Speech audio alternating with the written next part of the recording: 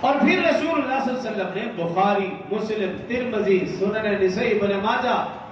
ان ساری سیاہ ستہ میں اور دیگر حدیث کی کتابوں میں رسول اللہ صلی اللہ علیہ وسلم نے باقاعدہ اس مہینے کا نام لے لے کر فرمایا کہ اس مہینے میں کوئی نحوست، جنات، بھوت پریت، چڑیل کچھ بھی اس قسم کا نہیں ہے۔ بخاری شریف کے اندر روایت ہے رسول اللہ قال نبی صلی اللہ علیہ وسلم لا سفر ولا حام،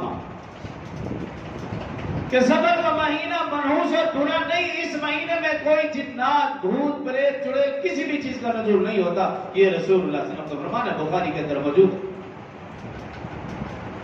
اسی طرح مسلم شریف کے اندر رسول اللہ صلی اللہ علیہ وسلم نے فرمایا کہ سفر کے مہینے میں کوئی بھی مصیبت نازل نہیں ہوتی، شیطانی گرفت،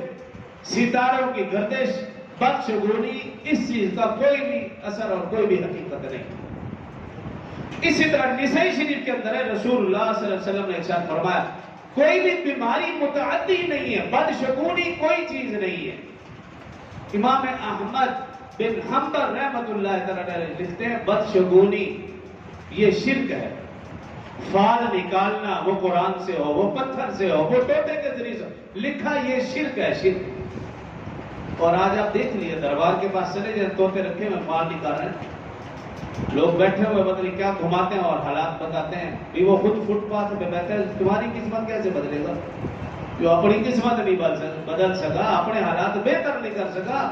وہ میرے اور آپ کے جس کے پاس بیٹھنے کے لیے دکان نہیں ہے، بیٹھنے کے لیے رہنے کے لیے گھر نہیں ہے، کھانے کے لیے اچھا کھانا نہیں ہے، لباس نہیں ہے، وہ اپنی قسمت نہیں بدل سکا، میری اور آپ کی قسمت کیسے بدلے؟ لیکن ان سے بڑے بے وقوف تو وہ ہے جو ان کے پاس جاتے ہیں۔